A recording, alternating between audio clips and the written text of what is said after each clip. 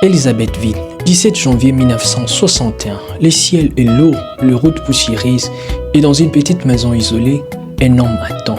Cet homme, c'est Patrice Emery Lumumba, le premier ministre du Congo indépendant. Quelques mois plus tôt, il avait osé prononcer un discours qui avait secoué le monde. Un discours qui disait la vérité. Un discours qui refusait l'humiliation. Un discours qui avait rendu les Congolais fiers. Mais ce soir-là, il n'est plus un premier ministre, il est un prisonnier. Lumumba est assassiné le 17 janvier 1961 à Elisabethville. On l'amène dans la brousse. Il marche affaibli, mais digne.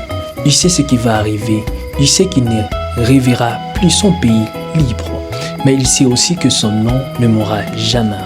Le bal claque. Le Congo perd son premier héros. L'Afrique perd l'une de ses plus grandes voix. Le lendemain, le monde apprend la nouvelle. Les journaux hésitent. Le gouvernement se taise. Mais le peuple et comprenne, Lumumba n'est plus un homme. Il devient un symbole, un cri, une promesse. Le 17 janvier est officiellement dédié à Patrice Lumumba, héros national. Chaque année, la RDC s'arrête pour honorer son courage, sa vision d'un Congo souverain, son refus de la domination étrangère.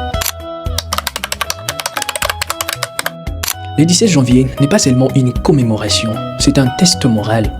Il nous demande, sommes-nous fidèles à l'idéal de Lumumba? Sommes-nous encore capables de défendre la souveraineté nationale? Sommes-nous dignes du sacrifice de ceux qui ont donné leur vie pour ces pays?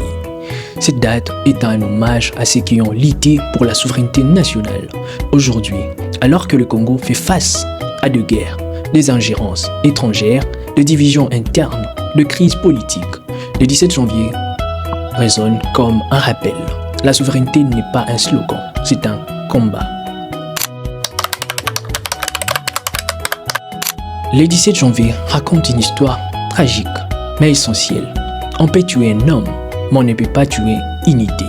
Lumumba est tombé, mais son rêve reste vivant. Un Congo uni, digne, souverain, maître de son destin.